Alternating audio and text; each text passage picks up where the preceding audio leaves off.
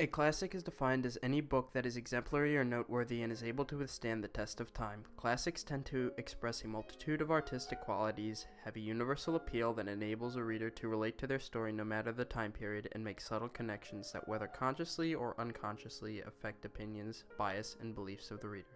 Oliver Twist, a classic written by Charles Dickens, fulfills all of these qualities. A novel about a young boy struggling to cope with and survive poverty, starvation, and abuse, Oliver Twist depicts the struggles faced by many young children during the Industrial Revolution in England. The book tells of a young boy who is raised from bleak beginnings in an orphanage, which forces him to work in a workhouse and eventually transfers him to the abusive hold of a coffin maker.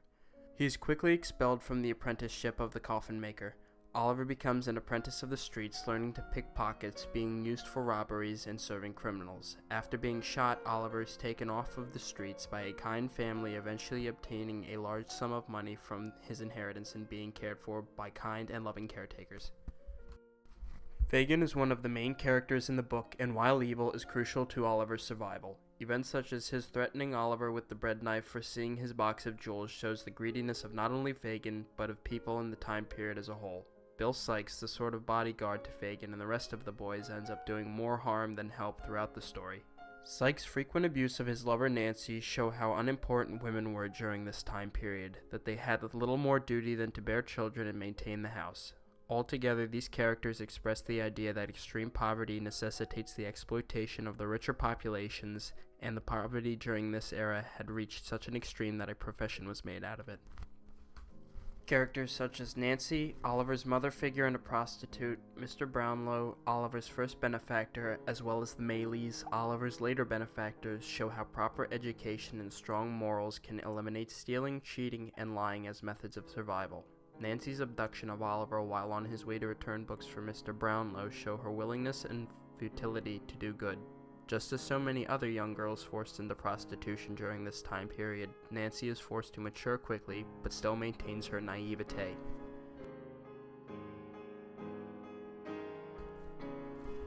Dickens' childhood was similar in many ways to the suffering and poverty that Oliver Twist was exposed to in his novel. Dickens was part of an extremely poor family with 8 children, and his parents' love of family functions, parties, and dinners placed an even greater strain on the family's finances, which is very similar to Oliver Twist's perpetual existence in poverty. Also, much like Oliver Twist, Dickens' absent parents resulted in him being raised mostly by Mary Weller, a caretaker to the family who was a great inspiration to Dickens' novel writing. Dickens came the closest to Oliver Twist after the arrest of his father. He was forced to work in a shoe polish factory and faced even more intense poverty than he did before. Dickens received inspiration from this experience, meeting a Bob Fagin who would later on become the Fagin in his novel.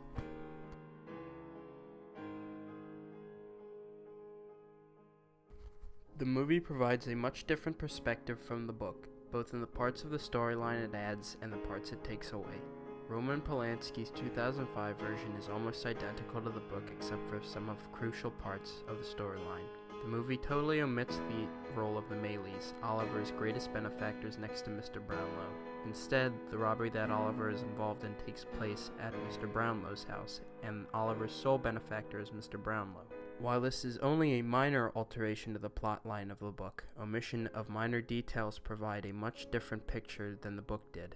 Mr. Fagin is referred to as the Jew, along with various descriptions synonymous with a stereotypical Jew. These descriptions show the anti-Semitism that was prolific through England and most of Western Europe during this time, and in particular the anti-Semitism of Dickens himself. Also missing from the movie are narration of feelings that Oliver experiences internally. This point of view is crucial to the reader's perspective. Portions such as Oliver's introduction to the Artful Dodger and the isolation Oliver feels when locked inside the house by Sikes are explained from Oliver's point of view to show Oliver's true innate goodness and innocence. At the same time, addition of small scenes in the movie that would be too minor to add to the storyline of the book give the viewer a greater sense of the realities of the time period. Fagin's speech about hanging is a connection made between the modern time period and the early 19th century, showing that punishment can be administered for almost any behavior both now and in the 19th century. Also, Oliver's dumping of wastewater out the window shows how ill-equipped London and England altogether were to handle such massive amounts of people, as well as the extremely unsanitary conditions of the time.